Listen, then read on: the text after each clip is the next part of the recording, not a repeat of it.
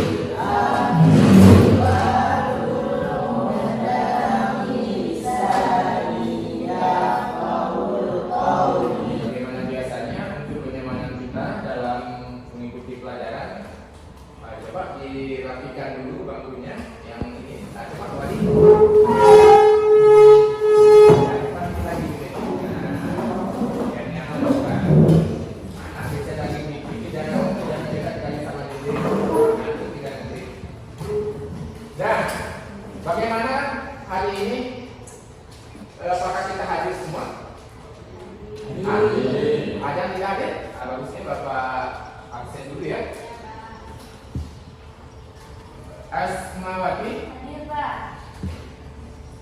Albiansa, Cetintan, Putri, Dina Yunita, dan bisa fokus kembali. Jadi Bapak harap pada pertemuan kita kali ini kita tetap semangat dalam mengikuti pelajaran. Syarat keberhasilan seorang siswa itu dalam belajar itu harus diawali dengan keikhlasan. Jadi kalau kita ikhlas dalam belajar, otomatis semangat itu muncul dengan sendiri. Nah, kuncinya adalah semangat. Semangat itu diawali dengan ikhlas. Bapak harap kalian semua hari ini ikhlas dan semangat dalam belajar. Semangat? Baik, kita hari ini masuk ke materi sub materi kisah-kisah tentang hormat dan patuh kepada orang tua dan guru. Ya, untuk langkah awal Bapak ingin mengecek dulu pengetahuan awal kalian tentang sub materi kita hari ini, kisah-kisah hormat dan patuh kepada orang tua dan guru. Bapak ingin tanya dulu nih, ada yang tahu nggak kenapa kita harus menghormati orang tua? Ada nggak? Atau harus berbakti pada orang tua? Ada? Saya Pak. Kayak lain ada? Coba tunjuk tangan. Ini cuma satu orang. Yang lain? Coba. Yang lain? Tunjuk aja. Ragu-ragu. Ya, udah silakan Wali. Karena menurut saya Pak, orang tua lah yang telah mendidik, melahirkan dan mengasuh kita. Ya, satu Wali. Bagus. Luar biasa Wali. Ya, luar biasa. Ya, pertanyaan satu lagi. Nah, ada yang tahu nggak kisah yang menceritakan tentang seorang anak yang berbakti kepada orang tuanya? Ada? Ya, silakan. Kisah Malin Kundang, Pak. Cerita? Malin Kundang. Kisah atau cerita Malin Kundang? Oh ya, bagus. Kita catat dulu. Itu betul ada hubungannya dengan cerita kita hari ini. Nah, tapi itu bukan anak yang berbakti ya, tapi anak yang durhaka. Itu anak yang durhaka pada orang tuanya, yang lalu mengakui ibunya sebagai ibu kandung.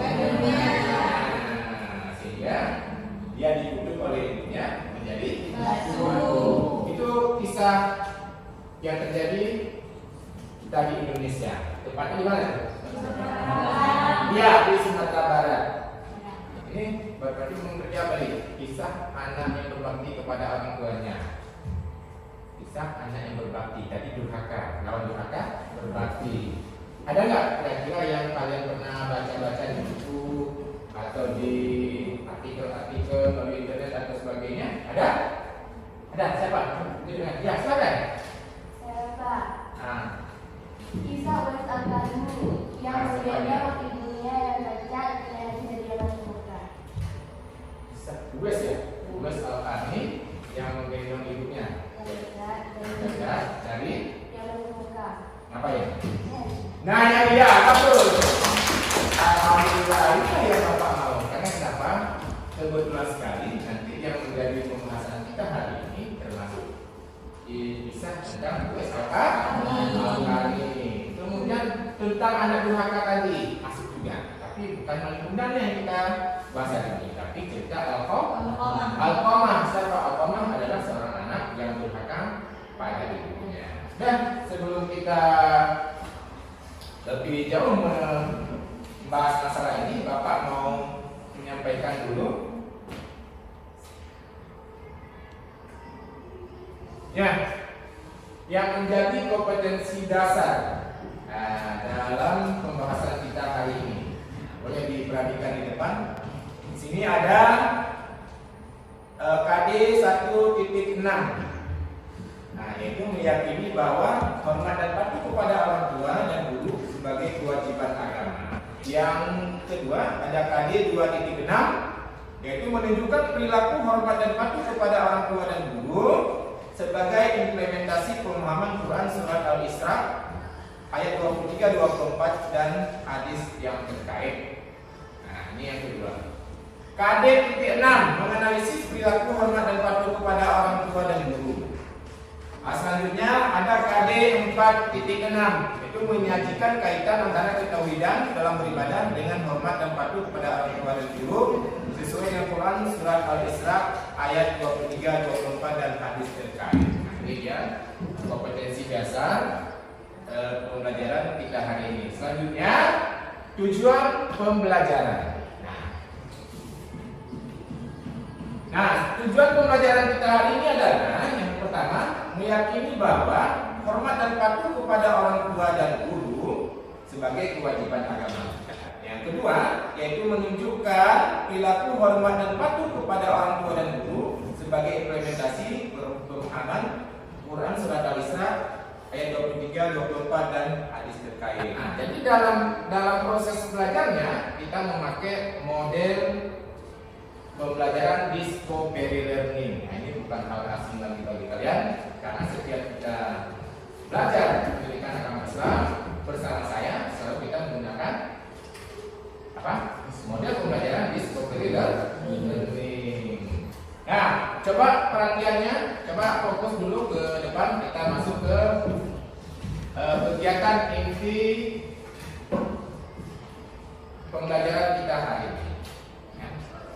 Di kegiatan inti kita awali dengan manfaat hormat dan patuh kepada orang tua. Nah, minggu yang lalu Bapak sudah menjelaskan kepada kita semua bahwasanya hormat dan patuh kepada orang tua dan guru itu adalah kewajiban ada. Apa kewajiban seorang anak kepada orang tuanya? Nah, coba diperhatikan yang pertama. Sini ada berbuat baik kepada orang tua merupakan amalan yang utama. Nah, maksudnya apa ya? Iya, artinya yang utama di sini karena dia tadi kembali kepada dasarnya tadi. Hormat dan patuh kepada orang tua ini adalah kewajiban, sehingga dia menjadi amalan yang utama. Artinya kenapa? Ketika kita tidak melaksanakannya, maka kita berdosa. Kita laksanakan, kita berpahala.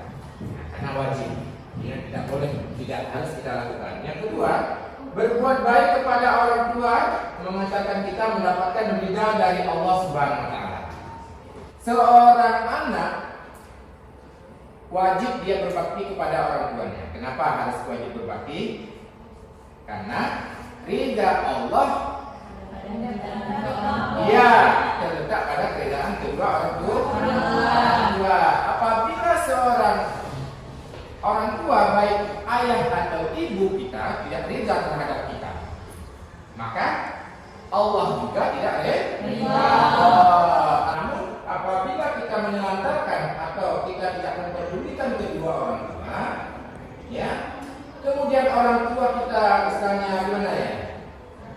merasa kita tidak peduli kepada beliau, itu termasuk kita sudah durhaka.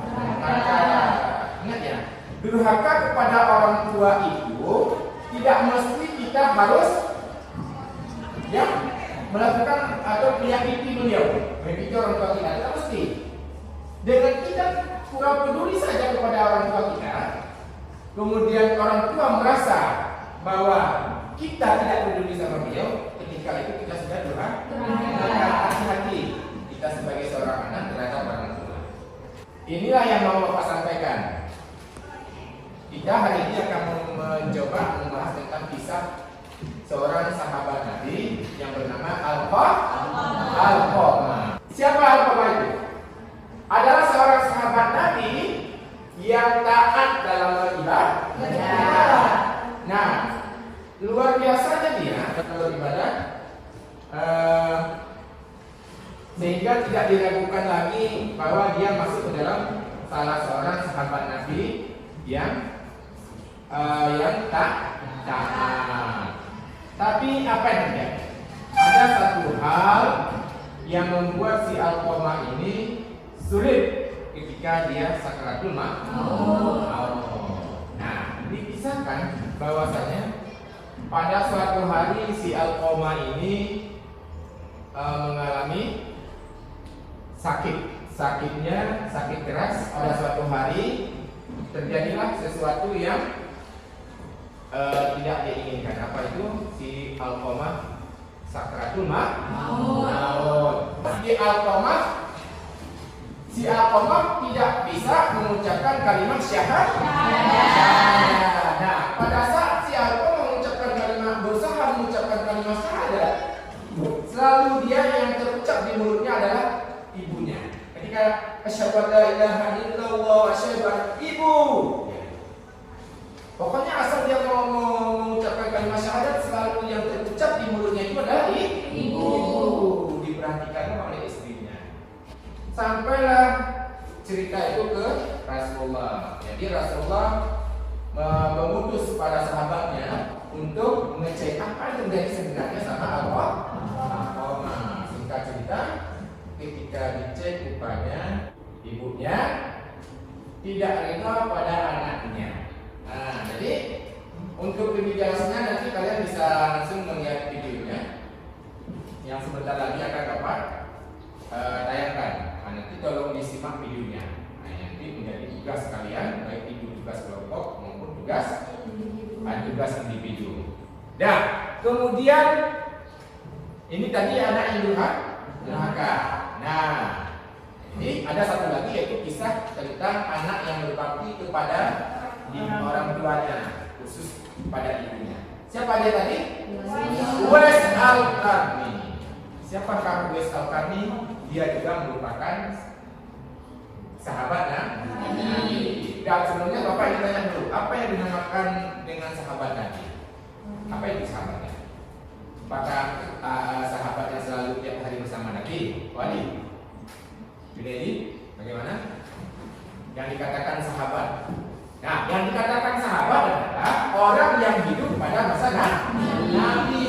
Orang yang hidup pada masa Nabi, mengikuti ajaran Nabi atau ajaran Rasulullah SAW yang sejaman dengan Rasulullah, itu dinamakan dengan sahabat.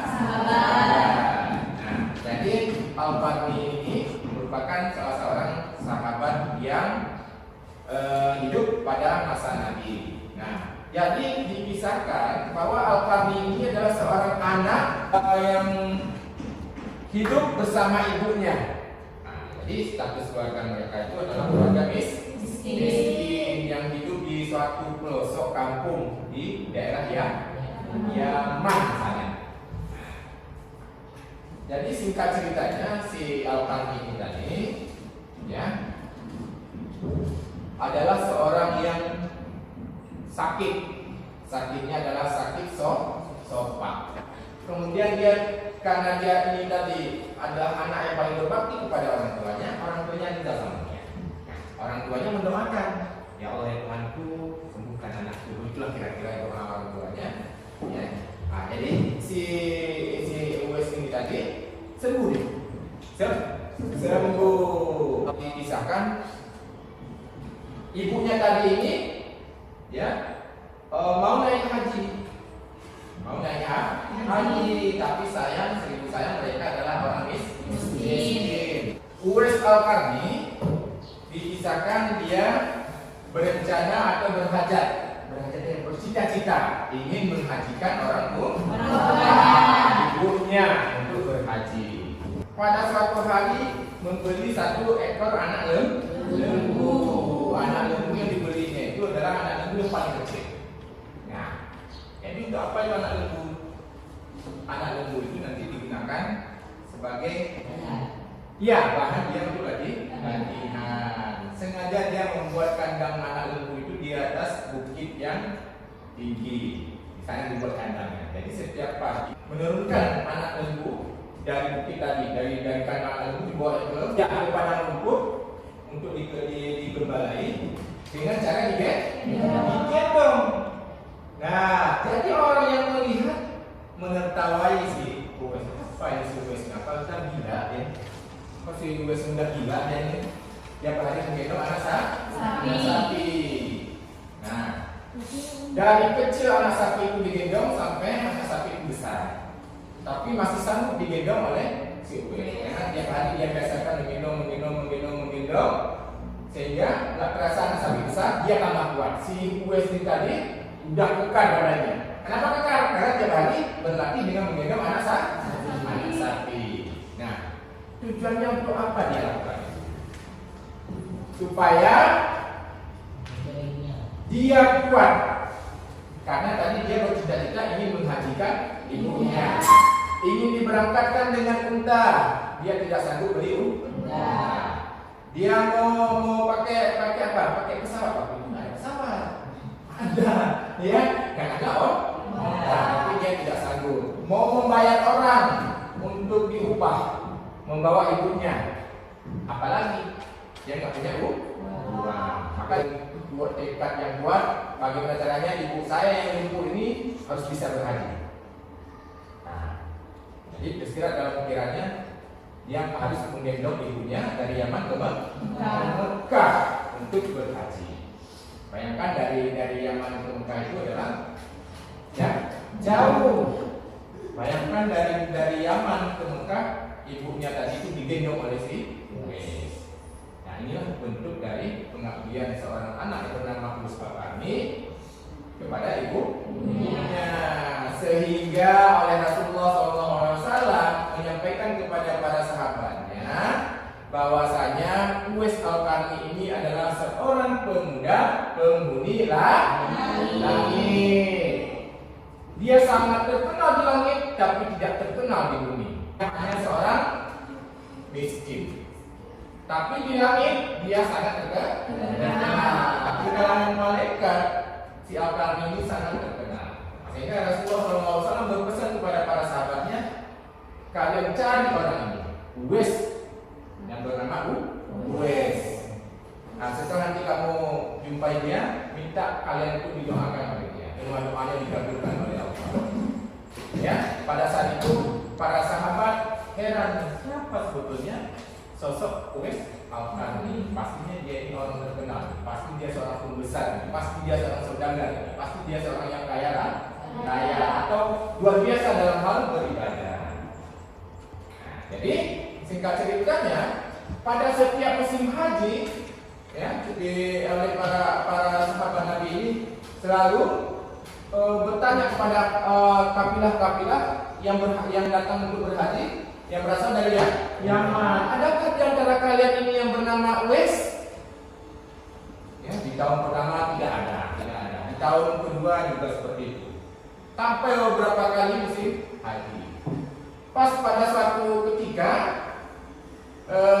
musim haji, para sahabat ini tadi tidak berhenti untuk menanyakan Uwais. Pada satu ketika para sahabat ini datang kepada kafilah yang berasal dari Yaman. Para sahabat menanyakan kepada kafilah, adakah di antara kalian yang bernama Uwais? Datang bersama kafilah tadi dan orang-orang yang berhaji di dalam rombongan tersebut kecengang. Siapa sebetulnya Uwais yang dicari oleh para sahabat? Jadi untuk lebih jelasnya nanti kalian bisa tonton pada video yang sebentar lagi Bapak akan ditayangkan juga. Nah, ini mungkin yang apa di sini ada yang mau ditanyakan? Kira-kira sebelum kita lanjutkan, ada yang bertanya? Yang bertanya dulu? Ada yang bertanya? Saya Pak. Bapak, saya ingin bertanya. Ya. Apakah boleh seorang anak membantah perintah orang tuanya yang menyuruh kita untuk berbuat maksiat? Contohnya seperti menyuruh kita untuk mencuri dan lain sebagainya. Oke, bagus. Nah, dari apa dulu? Tanya. Ya, kira-kira ada yang bisa bantu untuk menjawab pertanyaan dari kawan kita tadi? Ya? Saya Pak. Ya, silakan. Kalau menurut saya boleh Pak untuk kita membantah orang tua yang menyuruh kita Ya. untuk berbuat maksiat. Karena beliau telah melanggar aturan agama Islam. Ya. Tapi harus dengan cara baik dan sopan. Iya, bagus. Terima kasih. Ada lagi yang mau bertanya? Saya Pak. Ya, silakan. Saya ingin bertanya Pak, apakah orang tua yang tidak mau beribadah kepada Allah, misalnya beliau tidak mau salat, tidak mau berpuasa, apakah boleh kita marahi? Ya, betul. Saya dulu. Bagus. Ada yang bisa membantu untuk menjawab pertanyaan? Ya, silakan. Menurut saya kita tidak boleh memarahi orang tua kita walaupun dia sudah mengerjakan ibadah kepada Allah, tapi kita harus memperingatkan mereka secara baik-baik. Iya, bagus. Iya, betul. Ya, di satu sisi tadi orang tua kita ada pertanyaan kawan ke kalian tadi. Satu sisi dia sebagai orang tua kita, di satu sisi dia memerintahkan kepada kita hal yang buruk atau bertentangan dengan agama. Pada saat itu kita sebagai seorang anak harus bagaimana? Jelas apapun ceritanya, beliau tadi itu adalah orang tua kita. Jadi tidak boleh kita bentak dia, sekalipun dia berbuat salah. Ketika dia misalnya tadi ada pertanyaannya, Pak, bagaimana kalau seandainya orang tua kita menyuruh kita kepada hal yang tidak baik Pak, atau berbuat maksiat, dan seperti menyuruh kita untuk mencuri. Apakah boleh kita membantah? Ya, silahkan dibantah. Boleh. Kenapa? Karena beliau telah melanggar dengan syariat. Tapi ingat, dengan cara dengan baik, dengan penuh kita harus lembut sama orang tua kita. Kita tanyakan, ya, mak itu salah, nggak boleh. Jangan sampai dengan kita tadi memarahi atau membantah orang tua sakit hati, kita menjadi anak durhaka. Ya, nah sekarang coba dulu kita duduk secara berkelompok. Nah, coba duduk kelompok.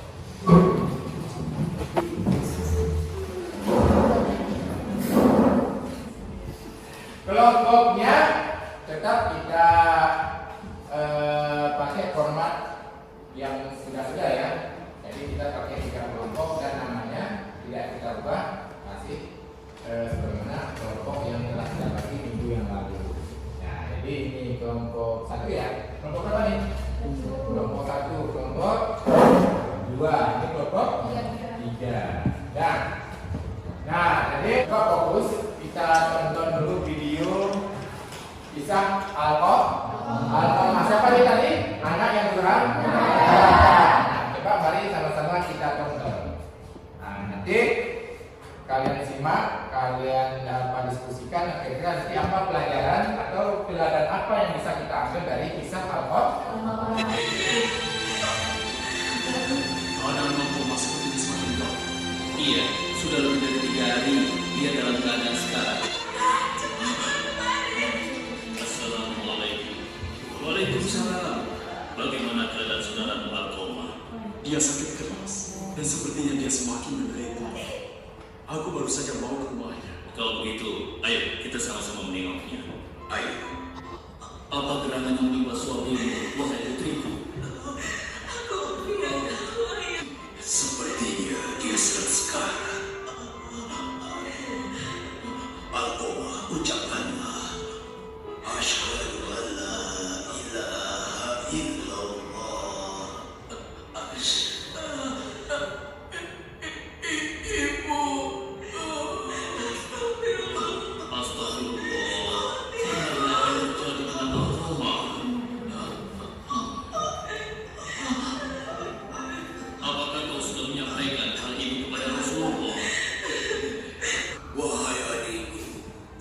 ini putraku Algowa sedang sakit. Aku siap untukmu. Tidak, aku tidak sudi datang ke rumah Algowa. Dia bukan putraku lagi. Tapi keadaan Algowa sangat menyedihkan.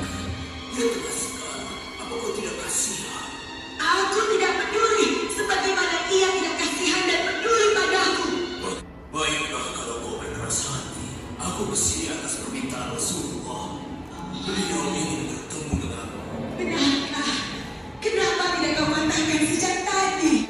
Wahai umat Allah yang mulia, Rasulullah ingin mengetahui kenapa engkau sampai demikian membenci Alqamah. Anak itu sudah menyakiti hatiku. Aku tidak bisa memaafkannya. Hal apa yang telah dia lakukan? Bukankah dia seorang anak soleh? Sebenarnya Algowa sayang pada orang tuanya. Namun itu semua berubah sejak dia menikah. Dia terlalu memperhatikan istrinya, sementara aku, ibunya, diabaikan begitu saja. Kalau begitu baiklah, Rasulullah sudah mendengar semuanya. Sekarang apakah engkau masih tetap pada pendirian, wahai ibunda Alqamah? Aku tidak sudi untuk mengenalnya lagi. Tuhan meridhoi dan memaafkan Algowa. Asyhadu an la ilaha illallah wa asyhadu anna Muhammadar Rasulullah.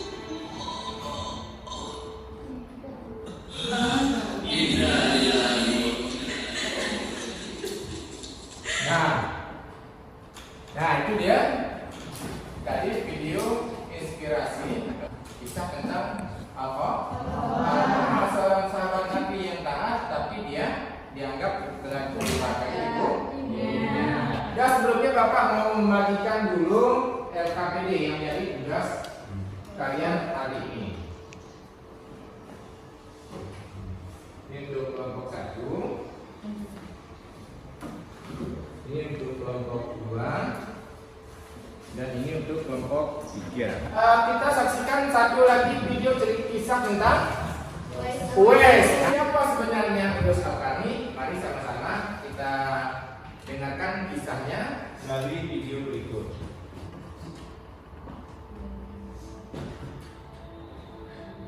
Di zaman Nabi ada seorang soleh yang bernama Uwais Al-Qarni. Beliau tinggal di Yaman. Tetapi zaman Rasulullah ketika umat berkerumahan itu saja. Ada orang yang bernama Uwais Al-Qarni. Tiba-tiba pada suatu musim di saat Sayyidina Umar bin Khattab mengutus orang untuk memanggil. Itu tadi video inspirasi bahwa kita sebagai seorang anak itu harus berbakti kepada orang tua. Tidak boleh durhaka. Di depan kalian tadi Bapak sudah membagikan LKPD yang menjadi tugas kelompok kita hari ini. Dari tugas yang ada di media kalian, ya nanti menjadi tugas kelompok yang kalian kerjakan di sini. Nah, ada tugas satu. Tugas satu apa? Nah, yang pertama nanti tentang kisah anak yang berbakti dulu, tentang kisah Uwais. Nah, jadi di situ ada Bapak buat tugasnya. Yang pertama adalah pelajaran atau pelajaran apa yang dapat kita ambil dari kisah Uwais Al-Qarni. Kemudian tugas selanjutnya adalah pelajaran apa atau pelajaran apa yang dapat kita petik atau kita ambil dari kisah Alqamah yang durhaka pada ibunya.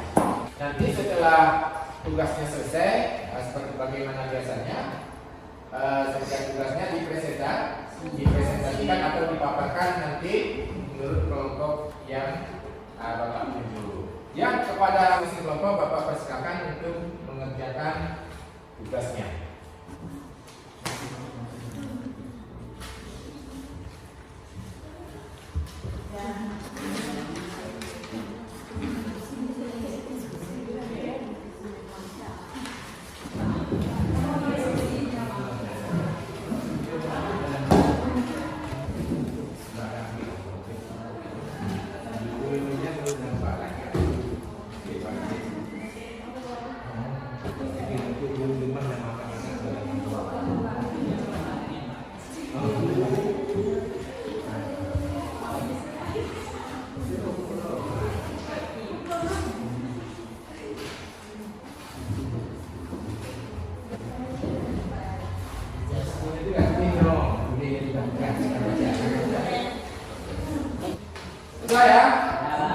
Jadi waktunya sudah habis. Sekarang kita masuk ke sesi presentasi.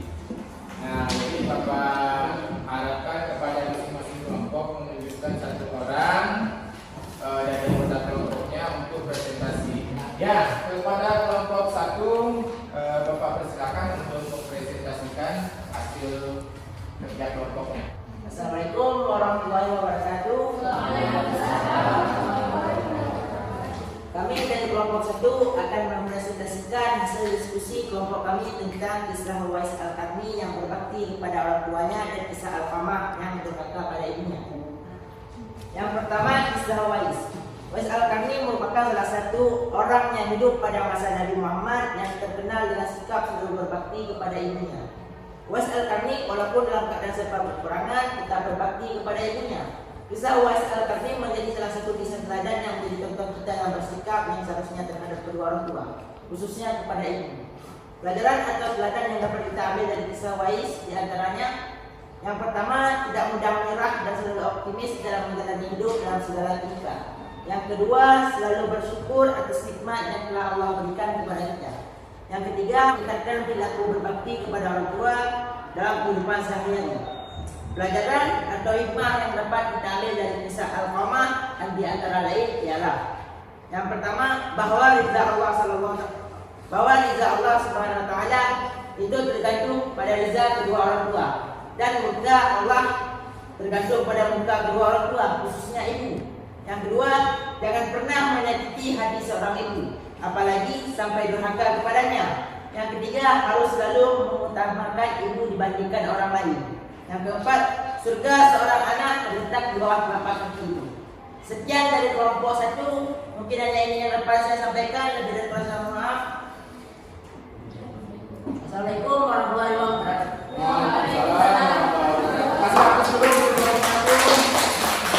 biasa kelompok 1 mempresentasikan hasil kerja kelompoknya. Terus selanjutnya Bapak persilakan kepada kelompok berapa? Ya, kelompok 2, silakan pada kelompok 2. Coba yang lain perhatikan paparan dari kelompok 2. Ya, silakan. Assalamualaikum warahmatullahi wabarakatuh. Kami dari kelompok 2 akan mencoba memaparkan hasil analisis kelompok kami tentang kisah Uwais Al-Qarni dan kisah Al-Qamah. Nah, setelah kami berdiskusi kelompok, dapat kami simpulkan yang pertama tentang kisah Uwais Al-Qarni. Pelajaran yang dapat kita ambil dari kisah Uwais Al-Qarni antara lain: 1. Selalu rajin ibadah walaupun dalam keadaan miskin ataupun fakir. Selanjutnya, mendorong kita untuk senantiasa berbakti kepada kedua orang tua, menumbuhkan rasa dalam berusaha dan berikhtiar, meningkatkan kecintaan kepada Nabi Muhammad SAW. Yang kedua ialah tentang kisah Al-Qamah. Yang dapat diteladani dari kisah Al-Qamah ialah: 1. Berbakti kepada ibu itu harus kita utamakan. Yang selanjutnya, utamakanlah berbakti kepada ibu daripada mencintai istrimu. Ridha Allah tergantung pada ridha orang tua. Jadi hati-hatilah bila ibumu mendoakanmu yang buruk-buruk. Yang terakhir, menjadi anak yang baik kepada ibu, agar saat engkau sakaratul maut engkau bisa didoakan oleh ibu. Jadi sekian dari kelompok kami. Saya akhiri. Assalamualaikum warahmatullahi wabarakatuh. Waalaikumsalam.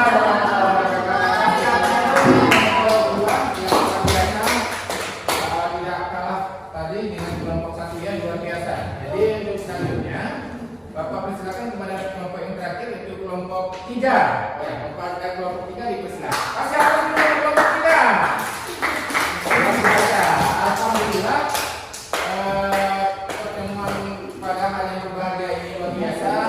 Kalian aktif semua, ya. Masing-masing kelompok sudah memaparkan dan mempresentasikan hasilnya. Jadi pada hari ini Bapak anggap materi kita sudah tuntas,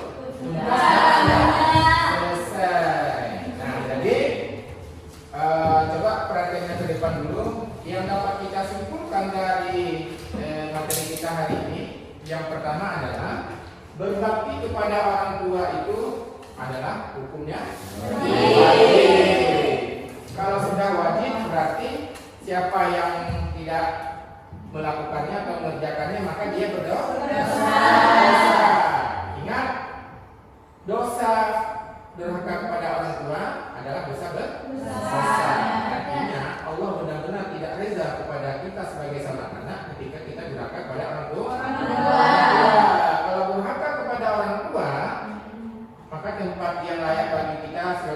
mana? Neraka. Ya, neraka. Nah, kemudian berbakti kepada orang tua. Nah, siapa yang berbakti kepada orang tua, maka akan mendapatkan rida Allah. Kenapa mendapatkan rida Allah? Karena rida Allah itu terletak pada rida kedua orang tua. Allah akan murka. Kenapa murka? Karena murka orang tua. Nah, selanjutnya Bapak ingin tekankan kepada kita semua apa yang telah kita pelajari hari ini tentang kisah-kisah hormat dan bakti kepada orang tua. Nah, dapat diterapkan di dalam kehidupan sehari-hari, menjadi pelajaran, menjadi teladan bagi kita. Tadi apa yang telah kita saksikan, bagaimana seorang Alqamah sangat sulit ketika sakratul maut. Padahal sedikit saja masalahnya apa? Dia tidak mendapatkan reda orang tuanya. Apakah dia menyakiti orang tuanya? Tidak. Tetapi dia telah membuat kecewa orang tuanya. Selanjutnya kisah inspirasi selanjutnya adalah kisah Uwais Al-Qarni yang begitu besar baktinya kepada orang tua, khusus pada ibunya. Dia sanggup menggendong ibunya yang cacat untuk berhaji dari negeri Yaman ke negeri Mekah. Nah, sehingga digelari beliau oleh Rasulullah sebagai seorang pemuda yang bermudi langit. Uwais Al-Qarni ini dia sangat terkenal di langit, tapi tidak terkenal di bumi. Nah, artinya apa? Dia adalah orang yang dimuliakan oleh Allah. Sehingga apa? Rasulullah memerintahkan kepada para sahabat untuk menjumpai si Uwais Al-Qarni untuk apa? Supaya meminta doa atau didoakan oleh Uwais Al-Qarni. Luar biasanya Uwais Al-Qarni. Nah, sampai di sini sudah paham semuanya? Ada yang ditanyakan lagi? Tidak, alhamdulillah. Berarti Bapak anggap pelajaran kita hari ini sudah selesai. Alhamdulillah. Nah, jadi demikian mungkin dari Bapak pada hari ini. Sebelum kita akhiri pertemuan kita hari ini, Bapak persilakan kepada ketua kelas untuk menutup kegiatan belajar kita hari ini dengan doa. Kepada ketua kelas dipersilakan. Teman-teman, karena pelajaran kita pada hari ini berjalan dengan lancar, mari sama-sama kita membaca hamdalah. Alhamdulillah. Demikianlah pertemuan kita hari ini. Lebih dan kurang Bapak mohon maaf. Bapak akhiri. Wabillahi taufiq wal hidayah. Assalamualaikum warahmatullahi wabarakatuh.